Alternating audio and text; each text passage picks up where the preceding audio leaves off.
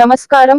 RTI 9 news కి స్వాగతం. సంగారెడ్డి జిల్లా నారాయణఖేడ్ పట్టణంలో స్వర్గీయ మాజీ శాసనసభ్యులు కిషన్ రెడ్డి స్వగృహంలో ఇందిరా గాంధీ చిత్రపటానికి పూలమాల వేసిన శాసనసభ్యులు డాక్టర్ పట్లోళ్ల సంజీవరెడ్డి, పట్లల్ల చంద్రశేఖర్ రెడ్డి, డిసిసి ప్రధాన కార్యదర్శి పట్ల సుధాకర్ రెడ్డి, జిల్లా నాయకులు, దేశ మొదటి మహిళా ప్రధాని ఇందిరా గాంధీ జయంతి వేడుకలు ఘనంగా నిర్వహించారు.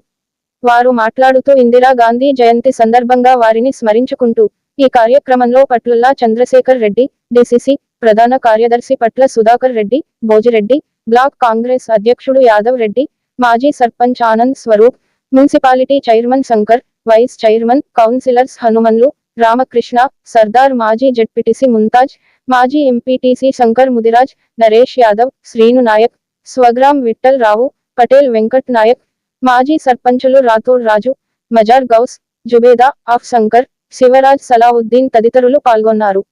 ఆర్టీఐ 9 న్యూస్ రిపోర్టర్, సంగారెడ్డి జిల్లా ఇన్ఛార్జ్ మన్నె మల్లేశం అని చెప్పేసి పేరు తెచ్చుకోవడం జరిగింది. తర్వాత ఎస్టీలకు రిజర్వేషన్, ముఖ్యంగా ఎస్టీలకు రిజర్వేషన్ కల్పించిన ఘనత కూడా స్వర్గీయ ఇందిరాగాంధీ గారిది, మన కాంగ్రెస్ ప్రభుత్వం. ఈరోజు ఎన్నో ఉన్నత పదవుల్లో ఉన్నారు ఎస్టీ సోదరులు. ఎందుకంటే తహసీల్దార్ నుండి పట్టుకొని, గెస్టెడ్ హెడ్ మాస్టర్ నుండి పట్టుకొని అడిషనల్ ఎస్పీ లెవెల్ వరకు, ఐఏఎస్ ఆఫీసర్ల వరకు కూడా ఈరోజు ఉన్నారనంటే అది కేవలం ఇందిరాగాంధీ చేసిన కృషి అని చెప్పేసి, తర్వాత అడవులలో నివసించే గిరిజన జాతి సోదరులకు అన్ని విధాలా ఆదుకొని భూముల పట్టాలిచ్చి, తర్వాత ఇళ్లు నిర్మాణం చేసి, తర్వాత విద్యుదీకరణ చేసి, అన్ని విధాలా ఈరోజు వారిని జనజీవన శ్రమతో కలిసే విధంగా వారి అభ్యున్నతి కూడా, ఎస్సీల అభ్యున్నతి కూడా పాటుపడడం జరిగింది.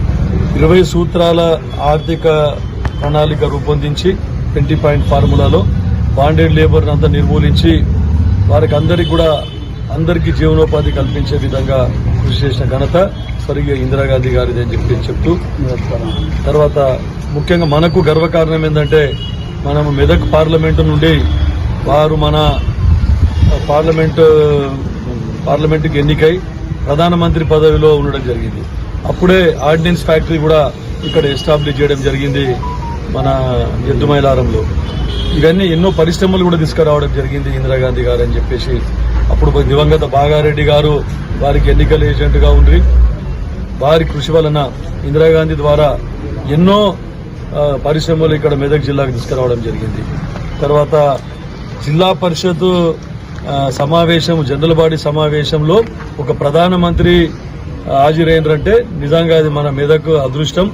ఆమె ఘనత, ఇందిరాగాంధీ గారు మెదక్ జిల్లా పరిషత్ మీటింగ్కి వచ్చిన అంటే అది ఆమె నిదర్శనానికి, దార్శకతకు నిదర్శనం అని చెప్పేసి చెప్తా ఉన్నాను. తర్వాత అదొకటే కాకుండా ఈ రోజు వరకు కూడా ఇంకా ప్రభుత్వాలు, మన కాంగ్రెస్ ప్రభుత్వాలు ఏవైతే ఉన్నాయో, జవహర్లాల్ నెహ్రూ ఉన్నప్పుడు ప్రాజెక్టులు కట్టడం జరిగింది, ఎన్నో బడుగు బలైన వర్గాలకు సంక్షేమ పథకాలు ఇవ్వడం జరిగింది. ఈ రోజు వరకు అప్పుడు కట్టిన ప్రాజెక్టులు ఈ రోజు వరకు కూడా చెక్కు చెదరలేదు.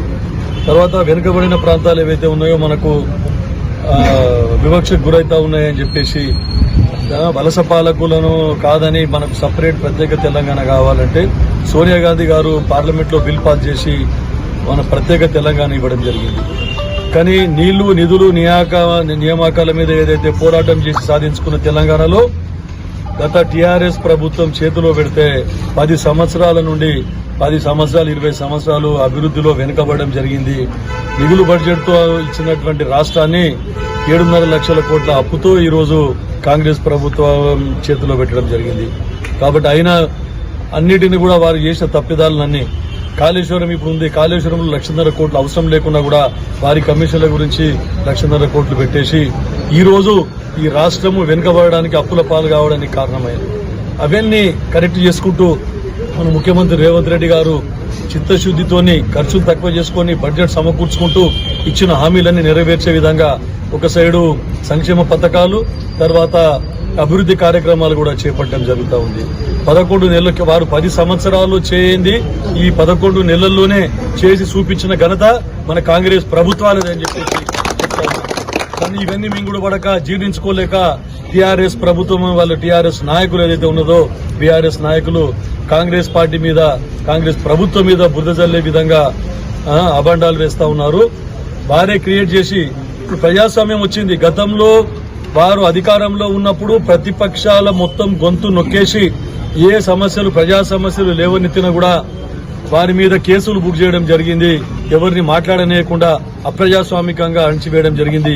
ధర్నా చౌక్నే ఎత్తేయడం జరిగింది అప్పుడు. కానీ ఈ రోజు ఈ కాంగ్రెస్ ప్రభుత్వం ఏర్పడ్డ తర్వాత మొత్తం ప్రజాస్వామ్యయుతంగా పరిపాలిస్తా ఉన్నారు.